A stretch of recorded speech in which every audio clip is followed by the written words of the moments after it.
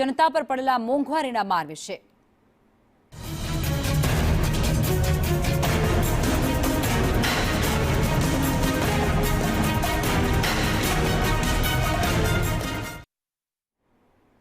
રાજકોટમાં પેટ્રોલના ભાવમાં લીટર દીઠ 3 રૂપિયાનો વધારો ઝીકાયો છે। અગાઉ જે પેટ્રોલ 94.28 રૂપિયામાં મળતું હતું તેનો ભાવ નવો હવે 97.27 રૂપિયા પર પહોંચી ગયો છે। માત્ર પેટ્રોલ જ નહીં પરંતુ ડીઝલના ભાવમાં પણ ઉછાળો આવ્યો છે। દેશભરમાં આજે સવારથી જ પેટ્રોલ અને ડીઝલના ભાવમાં 3 રૂપિયા જેટલો વધારો થયો છે અને પેટ્રોલ અને ડીઝલમાં વધારો થતાં જ પેટ્રોલ પંપ ઉપર પેટ્રોલ અને ડીઝલ ભરાવવા માટે લાંબી કતારો લાગી છે। પેટ્રોલ ભરાવવા આવનાર વાહન ચાલકોની સાથે આપણે વાતચીત કરીએ। શું કહેશો, જે પ્રકારે પેટ્રોલ અને ડીઝલની અંદર ભાવ વધારો કરવામાં આવ્યો છે, તમારું શું કહેવાનું છે?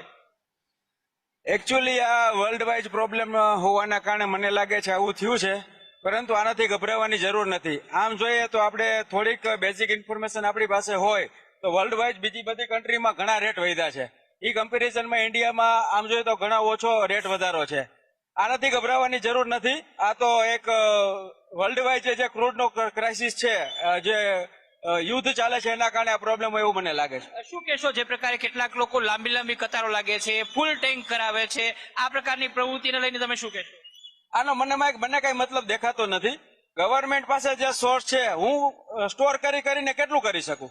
મારી ટેન્કમાં માનો જીતુ વાઘાણી